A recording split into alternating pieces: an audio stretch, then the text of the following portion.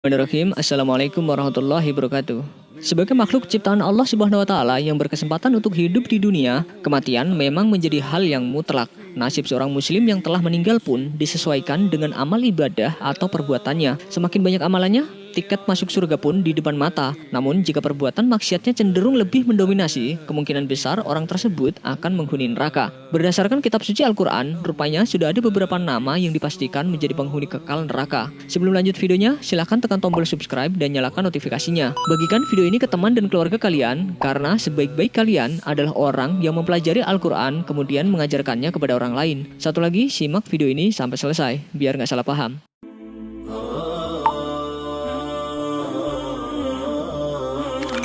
Qabil. Seperti yang kita tahu, Qabil merupakan anak dari Nabi Adam alaihissalam. Namun perilakunya berbanding terbalik dengan sang ayah. Ia kerap kali bertengkar dengan saudara kandungnya Habil, hanya karena perkara memperebutkan pasangan hidup yang lebih cantik. Selain itu, Qabil pun dengan tega membunuh saudaranya sendiri karena merasa iri dengan Habil. Nabi Muhammad SAW mengatakan, "Tidaklah seorang jiwa dibunuh secara zalim kecuali anak Adam yang pertama ikut menanggung darahnya, karena ia adalah orang yang pertama mencontohkan pembunuhan." Hadis riwayat Al-Bukhari. Setiap dosa pembunuh dari dulu, dosanya juga ikut ditanggung oleh Qabil karena ia pertama kali mencontohkan perbuatan keji tersebut. Hal ini dijelaskan sendiri dalam Al-Quran, surat Al-Maidah ayat 28-29, jika Qabil kelak akan masuk dalam neraka. "Sungguh, kalau kamu menggerakkan tanganmu kepadaku untuk membunuhku, aku sekali-kali tidak akan menggerakkan tanganku kepadamu untuk membunuhmu. Sesungguhnya aku takut kepada Allah, Tuhan seru sekalian alam. Sesungguhnya aku ingin agar kamu kembali dengan membawa dosa membunuhku dan dosamu sendiri, maka kamu akan jadi penghuni neraka. Dan yang demikian itulah pembalasan bagi orang-orang yang zalim." Quran surat Al-Maidah ayat 28-29. Qarun. Dalam sebuah riwayat Ibnu Abbas, Qarun merupakan sepupu Nabi Musa alaihissalam yang sebelumnya merupakan sosok yang taat beribadah, namun hidupnya memprihatinkan. Suatu saat ia pun pernah meminta kepada Nabi Musa alaihissalam untuk didoakan menjadi orang yang berkecukupan hidupnya. Alhasil doa itu pun terkabul. Qarun yang dulunya hidup miskin berubah menjadi orang kaya dan kemanapun saat bepergian membutuhkan 70 orang untuk mengangkut hartanya sambil mengendarai unta. Sayang, karena kekayaannya itu, ia pun menjadi budak dunia dan gelap mata. Ia selalu menyombongkan diri atas hartanya dan lupa pada perintah Allah Subhanahu wa taala. Bahkan ia tak segan menantang Nabi Musa untuk mendoakan kebinasaannya. Saat itulah azab Allah datang. Qarun beserta hartanya ditenggelamkan ke dalam perut bumi dan disebut akan menjadi penghuni neraka sesuai dengan pernyataan Al-Quran. Dan juga Qarun, Fir'aun dan Haman, dan sesungguhnya telah datang kepada mereka Musa dengan membawa bukti-bukti keterangan-keterangan yang nyata. Akan tetapi mereka berlaku sombong di muka bumi, dan tiadalah mereka orang-orang yang luput dari kehancuran itu. Quran surat Al-Ankabut ayat 39. Fir'aun dikenal sebagai Raja Mesir yang terkenal sangat kejam. Bahkan ia menolak kebenaran yang dibawa oleh Nabi Musa alaihissalam dan mengaku bahwa dirinya sebagai Tuhan yang esa dan wajib disembah oleh orang-orang. Selain itu, ia pun sempat melakukan perbuatan tercela di mana ia memerintahkan untuk membunuh setiap bayi laki-laki yang lahir. Karena kesombongannya inilah, Fir'aun ditenggelamkan di Laut Merah bersama para pengikutnya. Jasadnya pun tetap utuh dan hingga saat ini dijadikan sebagai pelajaran bagi semua umat manusia bahwa siapapun yang menentang Allah akan menerima azabnya. Al-Quran menjelaskan, kepada mereka diperlihatkan neraka pada pagi dan petang dan pada hari terjadinya kiamat. Lalu kepada malaikat diperintahkan, masukkanlah Fir'aun dan kaumnya ke dalam azab yang sangat keras. Quran surat Al-Mu'min ayat 46. Abu Lahab dan istrinya Ummu Jamil.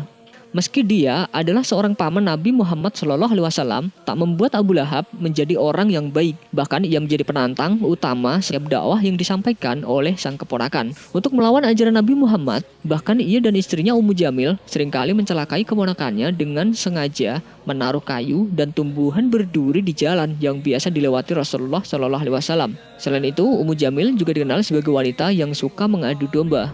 Di akhir hayatnya, Abu Lahab meninggal dalam kondisi yang buruk. Sekujur tubuhnya dipenuhi bisul dan ia mati terlantar karena tidak ada yang mengurusi jenazahnya. Bahkan nama Abu Lahab bersama istrinya diabadikan dalam Al-Quran di surat Al-Lahab. Binasalah kedua tangan Abu Lahab dan sesungguhnya dia akan binasa. Tidakkah berfaedah kepadanya harta bendanya dan apa yang ia usahakan? Kelak dia akan masuk ke dalam api yang bergejolak dan begitu pula istrinya pembawa kayu bakar yang di lehernya ada tali dari sabut. Quran surat Al-Lahab ayat 1-5. Haman merupakan orang kepercayaan Fir'aun. Selain itu, ia dipercaya Raja Mesir sebagai pelaksana proyek pembangunan menara yang bertujuan untuk melihat Tuhan Musa. Bahkan untuk membangun bangunan tersebut, ia memberlakukan sistem kerja paksa terhadap warga Bani Israel. Selain itu, Haman jugalah yang menasihati Fir'aun untuk menolak misi keagamaan yang dilakukan Nabi Musa alaihissalam. Karena ulahnya inilah, ia dan Fir'aun tenggelam di Laut Merah. Allah berfirman, dan sesungguhnya telah kami utus Musa dengan membawa ayat-ayat kami dan keterangan yang nyata kepada Fir'aun, Haman, dan Qarun. Maka mereka berkata, ia adalah seorang ahli sihir dan pendusta. Maka tatkala Musa datang kepada mereka membawa kebenaran dari sisi kami, mereka berkata, bunuhlah anak-anak yang beriman bersama dengan dia dan biarkan hidup wanita-wanita mereka. Dan tipu daya orang-orang kafir itu tak lain hanyalah sia-sia belaka. Quran surat Al-Mu'min ayat 23-25. Kan'an adalah anak Nabi Nuh alaihissalam. Meski memiliki ayah seorang nabi, tetapi sifat Kan'an justru berbanding terbalik dengan ayahnya. Ia merupakan seorang kafir, di mana ia selalu menentang ajaran Allah yang dibawa oleh ayahnya. Atas kehendak Allah, Kan'an pun mendapat azab dengan cara ia ditenggelamkan di dalam banjir bersama orang-orang kafir lainnya. Kisah Kan'an yang ditenggelamkan oleh Allah SWT di dalam banjir pun telah diabadikan dalam Al-Quran surat Hud ayat 42-44. Dan bahtera itu berlayar membawa mereka dalam gelombang laksana gunung. Dan Nuh memanggil anaknya, sedang anak itu berada di tempat yang jauh terpencil. Hai anakku, naiklah ke kapal bersama kami, dan janganlah kamu berada bersama orang-orang yang kafir. Anaknya menjawab, aku akan mencari perlindungan ke gunung yang dapat memeliharaku dari air bah. Nuh berkata, tidak ada yang melindungi hari ini dari azab Allah selain Allah saja yang maha penyayang. Dan gelombang menjadi penghalang antara keduanya. Maka jadilah anak itu termasuk orang-orang yang ditenggelamkan. Istri Nabi Nuh dan istri Nabi Lut. Meski memiliki suami seorang nabi, namun istri Nabi Nuh alaihissalam dan istri Nabi Lut alaihissalam ini merupakan sosok istri pembangkang. Mereka berdua mengkhianati suaminya dan enggan untuk mengikuti ajaran yang dibawa oleh sang suami yang datang dari Allah SWT. Dan bahkan mereka juga menentang dan menjadi penghalang atas kenabian sang suami. Kedua istri Nabi ini pun diancam oleh Allah SWT menjadi penghuni kekal neraka. Nabi Nuh alaihissalam dan Nabi Lut alaihissalam pun tidak bisa membela istrinya dari azab Allah SWT. Allah membuat istri Nuh dan istri Lut sebagai perumpamaan bagi orang-orang kafir. Keduanya berada di bawah pengawasan dua orang hamba yang soleh di antara hamba-hamba kami. Lalu kedua istri itu berkhianat kepada suaminya masing-masing. Maka suaminya itu tiada dapat membantu mereka sedikit pun dari siksa Allah. Dan dikatakan kepada keduanya, masuklah ke dalam neraka jahanam bersama orang-orang yang masuk jahanam. Quran surat At-Tahrim ayat 10.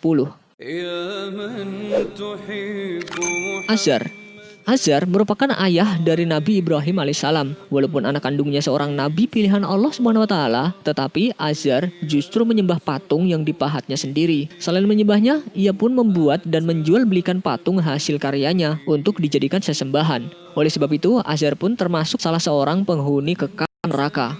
Nabi Shallallahu Alaihi Wasallam bersabda, pada hari kiamat kelak, Nabi Ibrahim alaihissalam bertemu dengan ayahnya, Azar. Sementara wajah Azar hitam kelam dan berdebu. Lantas Nabi Ibrahim alaihissalam berkata kepadanya, bukankah saya pernah melarangmu agar tidak durhaka kepadaku? Ayahnya menjawab, hari ini aku tidak akan durhaka kepadamu. Lalu Nabi Ibrahim alaihissalam berkata, ya Rabbi, sungguh engkau telah berjanji kepadaku agar engkau tidak menghinakan aku pada hari mereka dibangkitkan. Lalu kehinaan apa lagi yang lebih hina daripada keadaan ayahku yang dijatuhkan dari rahmatmu? Lantas Allah SWT berfirman, sesungguhnya aku mengharamkan surga bagi orang-orang kafir. Selanjutnya ditanyakan kepada Nabi Ibrahim alaihissalam, wahai Ibrahim, apa yang ada di bawah kedua kakimu? Beliau pun melihat di bawahnya. Ternyata di situ terdapat sesosok anjing hutan yang berlumur kotoran terlihat sedang tertunduk. Lalu kaki-kakinya diikat dan dilemparkan ke dalam neraka. Hadis riwayat Al-Bukhari.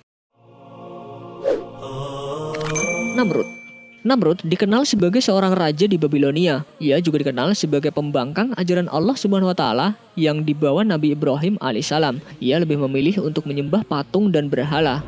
Untuk meluruskan akidah Namrud dan kaumnya, Nabi Ibrahim alaihissalam sempat menghancurkan patung-patung yang menjadi sesembahan mereka. Merasa khawatir, Namrud pun menaruh dendam kepada Nabi Ibrahim alaihissalam dan kerap kali melakukan berbagai cara untuk melumpuhkan ajaran yang dibawa Nabi Ibrahim alaihissalam. Hingga Allah mengutus seekor lalat untuk masuk melalui hidung dan menggerogoti otaknya secara perlahan. Namrud merasakan siksa yang tiada tara. Tiap saat ia selalu memukul kepalanya dengan tongkat kecil untuk menghilangkan rasa sakit akibat gigitan lalat. Setelah 400 tahun dalam siksaan itu, Namrud pun meninggal tetap dalam kekufurannya. Tafsir Ibnu Katsir.